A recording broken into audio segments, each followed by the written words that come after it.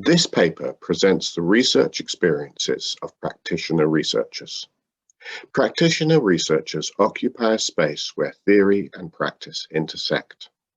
As this paper has evolved, we have decided as a community to present through the voices of the participants themselves. And when this paper is published, we will all publish as co-authors, further blurring the line between participant and writer. Hello, my name is Sarah Blythe and I'm a teacher of English as a foreign language, both in language school settings and as a teacher of EAP in universities. I came to undertake a research degree as a means of consolidating and reflecting upon my decade of pedagogical experience in order that I might progress and develop my specific interests within my profession. I have become increasingly focused upon issues of autonomy and creativity within the young learner classroom, and as a student, teacher, and researcher, I'm interested in promoting advocacy in the classroom in new, empowering ways. Next slide, please, James. I am therefore acutely aware of the oppressive mechanisms which can exist in education, in the neocolonialism which can present in the teaching of English, but also in the suppression of the voices of the young. Whilst I may be considered largely privileged, I'm white, middle class, well educated, physically able. I'm also a woman who comes from a childhood of poverty, and I have experienced implicit and explicit oppression throughout my life. So in positioning myself within my research, I have found it invaluable to retain a connection to the interplay between the various sociocultural influences which have shaped me. From this, I hope to be able to critique more authentically and also to foster empathy in my understanding of the issues under research. Next slide, please, James. What I expect to gain from my research and the position I take within it are also the biggest challenges. Developing the skills to listen meaningfully to the stories of others, and the ability to conclude without undue prescription. Thank you. My name is Leonie Gutsmore. I am a business studies teacher with Northampton College, and I am studying an MA in education with the University of Northampton. I entered the teaching world as a means to an end, which was to live and work in Japan. It was more out of curiosity rather than a strong desire to teach. But during my time there as an English teacher, I studied for my Cert TESOL, and 12 years on, I'm still teaching. Next slide, please. My initial reason to obtain a master's was so that I could work in a university and encourage diverse students from less privileged backgrounds, similar to my own, to travel the way I did. Generally, having a master's is a requirement for working with undergraduate students, but I knew that it would also provide more mobility within the entire education sector. While my main reason for completing my MA in education is for better career opportunities, the value of the research itself has become worth more than I imagined. Next, please. My current research has me looking at how further education has developed over the years, educational policies that have affected it, and the impact it has on leadership in relation to theory. Studying this, I have engaged in dialogue with members of the executive team, and these are kind of conversations would not have occurred naturally. I'm gaining an insight into the true complexities of education. Being a teacher in the classroom, all you can see is the result of any policy that has been placed upon you without understanding why those choices have been made. My research is taking me beyond the classroom and is arming me with the confidence and knowledge to aim for a position in the boardroom so that I can be the role model I hoped. Thank you.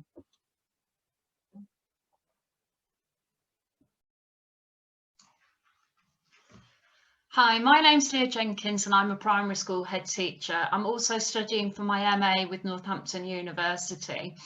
After 20 years in education, we'd always learn. That's what we are. However, I wanted learning that was new learning and something that challenged me to think differently. I knew that if I undertook MA research, that would lead to better outcomes for my pupils and improve professional development for both myself and my staff. Next slide, please, James. Once I started my MA, not far into it, disaster struck and the pandemic arrived, and I became fascinated about what impact that was going to have on children in our country. So I was driven by a set of reoccurring questions throughout my research. What research was there already about disasters and educational interruption? What were the authorities telling us we needed to do, and what research were they using? What education philosophies and theories could we be looking to create a new future from what had been learned in the past? What was the power of research for practitioners to build something different, something new? And as a practitioner, not a researcher, I kept thinking, am I brave enough to do this? Am I brave enough to do something different to everybody else? Could my research provide something better for my school than I would have provided had I not undertaken it? Next slide, please, James. I could have been faced with a number of barriers. Was I brave enough to change my approach? Was I brave enough to do something differently to every other practitioner who hadn't undertaken research? Particularly given that I was a new head teacher going into my school, I didn't know the community, would they support it? I decided that I was absolutely sure from my research that the future for children was held in that research. So I followed Steiner's influence. I took on board a lot of other research that I did, and I absolutely believe that the outcome of my research was that my children had the most fantastic year despite the pandemic. They were successful, it was memorable, and I'm really pleased that I was brave enough to do that. But the question that I want to leave you with, without academic research, would there be the same level of success for my children? Was it that led to the success? Thank you. Hello, my name is Claire Marchand and I come with 22 years of experience in primary education. So I am a teacher and I'm now a tutor with university, and more recently feel confident enough to call myself a researcher. Next slide, please, James. Thank you. The reasons for undertaking the research came through my real drive and passion within my own leadership role in school to move away from the school setting to undertake my master's degree at the University of Northampton, and to really focus on what had been much of my role as a leader in school in mentoring trainee teachers coming into the profession. I'm now currently a tutor with the university through university teacher training routes and apprenticeship teaching routes into education. And what I'm finding are the new routes into the ITT framework and the potential for accelerating into leadership in schools is coming through very much with my apprentice trainees. I'm looking to compare the academic study and opportunity between university ITT training frameworks and apprenticeship frameworks, and I work with both types of providers to see if we can really find the potential of our new leaders coming into the profession. Next slide, please. Thank you. So my research drive and my real focus has become, does the apprenticeship route into teaching create potential for new leaders? And are the apprenticeship routes providing the academic study to create robust leaders in school for the future? Is the experience that we have within our schools for our mentors supportive enough and academic enough to ensure development across the profession? Does the apprenticeship route into teaching create longevity and a commitment to the profession where teachers stay? And are leaders identified early enough to accelerate, to keep their interest and passion and interest? And are we valuing our new leaders quickly enough, even if they are quite new within their careers? Drawing my thinking together, some of my research I began to conclude quite quickly, and I started to notice trends, having been a tutor over 5 years now. It seems that the apprenticeship trainees I meet often shadow in leadership roles during their early part of their training, and in their initial early part of their career, they very quickly assume leadership roles. My university-led trainees are finding that they are offered core subject leadership roles at the end of their initial NQT year. And this is interesting, as I'm wondering if they're holding back or being held back. Thank you. Today, I will be speaking to you about how my work is empowered through practitioner research. Next slide. I currently work with an autistic child in a primary school setting who demonstrates a range of difficulties across multiple areas of his development. And these include learning delays, social communication difficulties, and speech and language delay.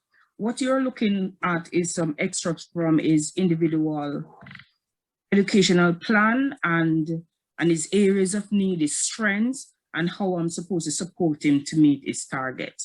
Next slide. What is the role of research in special education? Education is not static. Education is constantly changing, and educators and educational theorists involved in ongoing search for innovative and effective methods of teaching strategies and how to meet the unique child need. In studying SEND diversity and inclusion as a research practitioner, I have a better understanding of autism and how it may affect children learning.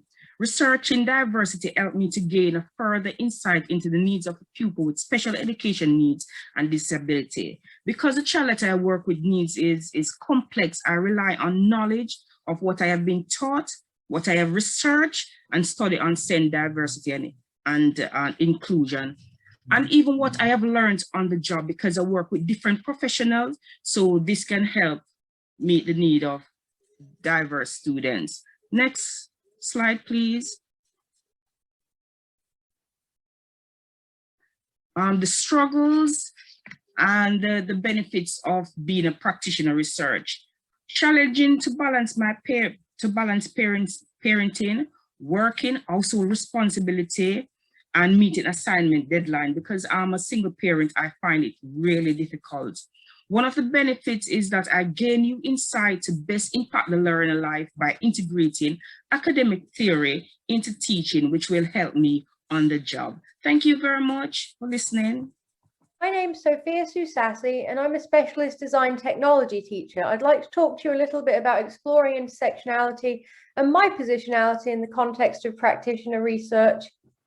I began my teaching career in 2017 while I was working full-time as a footwear designer for a London-based agency and was reached out to by a college called Savannah College of Art and Design. So this happened quite by accident. Teaching accessory design to a range of students from varied backgrounds for 3 years, I knew that I was strong in my design work and practice that I was teaching, but aware that I had gaps in my actual knowledge of educational theories and teaching methodologies.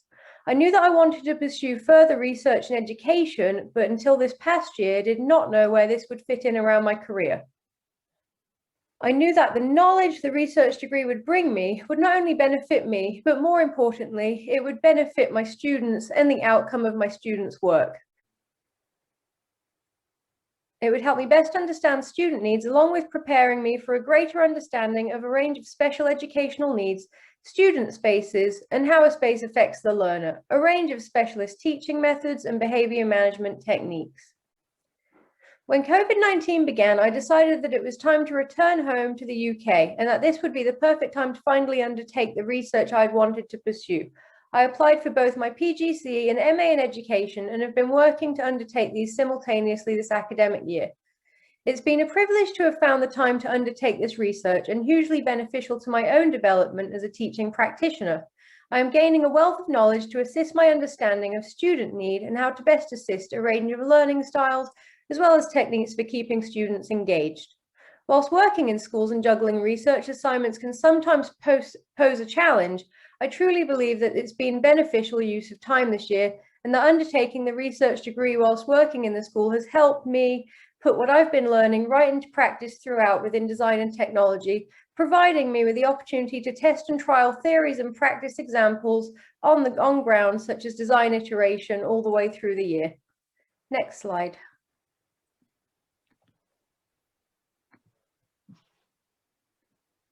For my thesis, I wanted to have a look at aestheticism in education, the importance of design within the classroom environment and its impact on teaching and learning.